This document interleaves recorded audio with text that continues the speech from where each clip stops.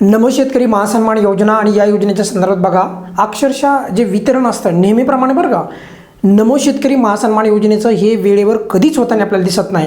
आणि आत्ता जर आपण पाहिलं तर पावसाळ्याचे दिवस आहेत आणि खरी आत्ता सध्या शेतकरी मित्रांना याची गरज असते. म्हणजे कशाची?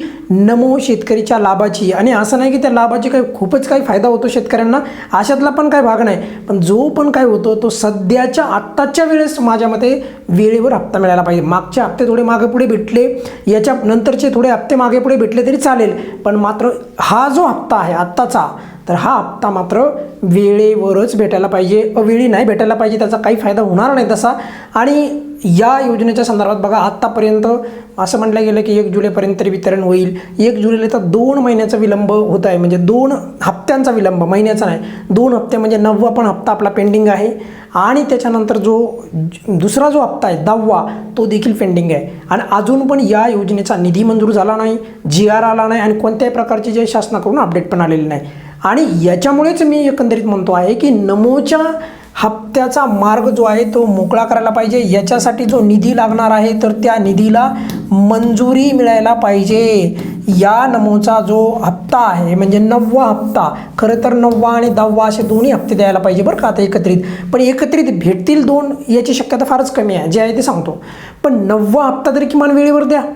एवढा विलंब करून मग फायदा काय? आत्ता सध्या म्हणजे खरी गरज असते या योजनेच्या लाभाची. आणि प्रचंड लाभार्थी जे आहेत त्यांना माहिती आहे ऑब्वियसली कालावधी निघून गेलेला आहे, त्यामुळे ऑब्वियसली वितरण कधी पण होऊ शकतं. त्यासाठी ते रोज वाट पाहतात, आज येईल उद्या येईल, आज येईल उद्या येईल. पण असं नाही, एकदा GR येईल त्याच्या अगोदर निधी मंजूर होईल, पण त्याच्या काहीतरी हालचाली तर वाढवायला पाहिजे. आणि त्यामुळेच सांगतोय की एकंदरीत या योजनेच्या वितरणाचा जो लागणारा निधी आहे, एकंदरीत जी प्रक्रिया आहे, तर त्याचा मार्ग मोकळा करायला पाहिजे. शासनाने हे मनावर घ्यायला पाहिजे आणि नमोचं वितरण वेळेवर करायला पाहिजे.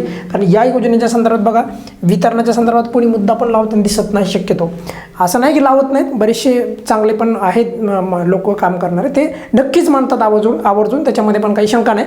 पण मग या योजनेचंच का वितरण विलंब होतो? दुसऱ्या योजनेचं नाही होत एवढं, या योजनेचं फार होतं बघा.